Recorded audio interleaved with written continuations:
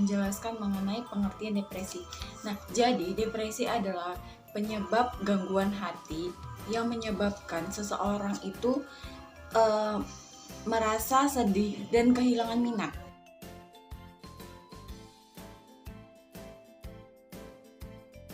Di sini saya akan melanjutkan materi selanjutnya, yaitu ciri-ciri dan gejala depresi. Nah, gejala depresi itu ada 3. Yang pertama, gejala fisik. Dari gejala fisik itu mempunyai ciri-ciri. Yang pertama, gangguan pola tidur. Yang contohnya itu ialah susah tidur atau tidur yang berlebihan. Lalu yang kedua adalah menurunnya tingkat aktivitas. Contohnya itu kehilangan minat.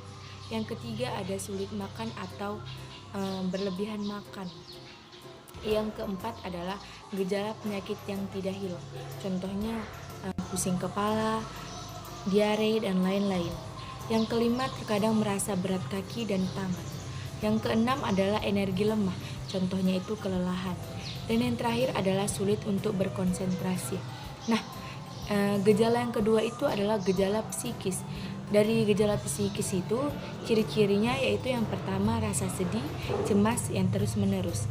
Yang kedua, rasa putus asa dan pesimis. Yang ketiga, rasa bersalah.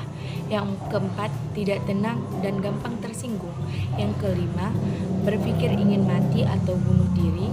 Dan yang ketujuh, sensitif.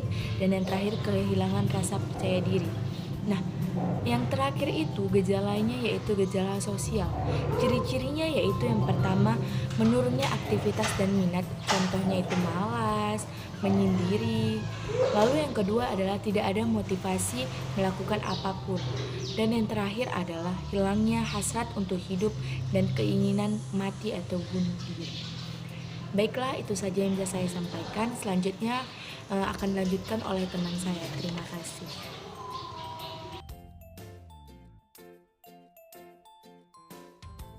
Baik, di sini saya akan menjelaskan tentang penyebab dari depresi. Penyebab dari depresi itu ada 3. Yang pertama itu faktor biologis, yang mana faktor biologis ini sering terjadi pada wanita. Yang mana faktor biologis yang terjadi pada wanita itu seperti perubahan hormon setelah melahirkan atau juga saat menopause. Yang mana pada saat menopause ini juga dapat meningkatkan risiko terjadinya depresi. Penyakit fisik yang berkepanjangan juga dapat menyebabkan terjadinya depresi.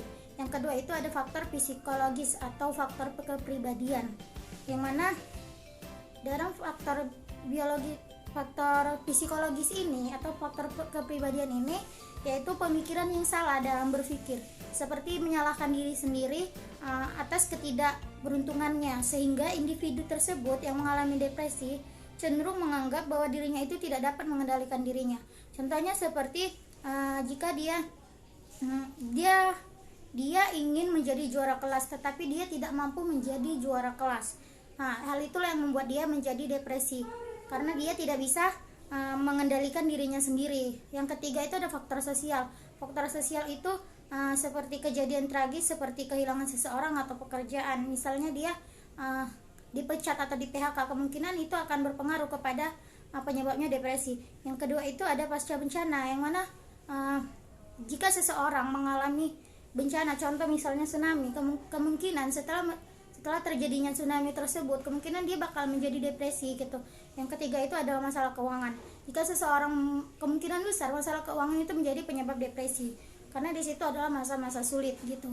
Yang keempat itu ada ketergantungan terhadap narkoba. Jadi jika seseorang sudah bergantung kepada narkoba, kemungkinan besar itu bakalan menjadi tingkat depresi, penyebab dari depresi.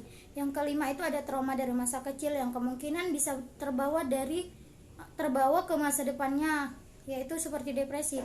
Yang keenam itu juga faktor usia dan gender itu juga menjadi penyebab dari depresi, dan tuntutan dari peran sosial. Misalnya jika seseorang itu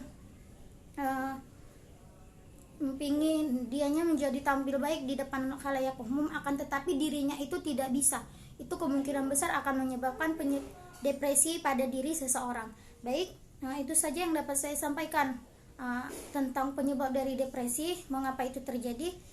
Selanjutnya saya kembalikan kepada teman saya selanjutnya. Terima kasih.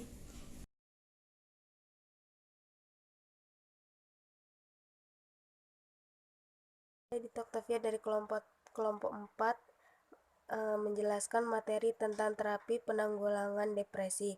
Terapi holistik ini sejalan dengan bentuk diagnostik yang dianut psikiatri, yaitu yang disebut diagnosis multiaksial yang meliputi aksis 1 jenis gangguan jiwa, aksis 2 ciri atau gangguan kepribadian, aksis 3 kelainan fisik atau organ, aksis 4 stresor psikososial, aksis 5 kemampuan adaptasi.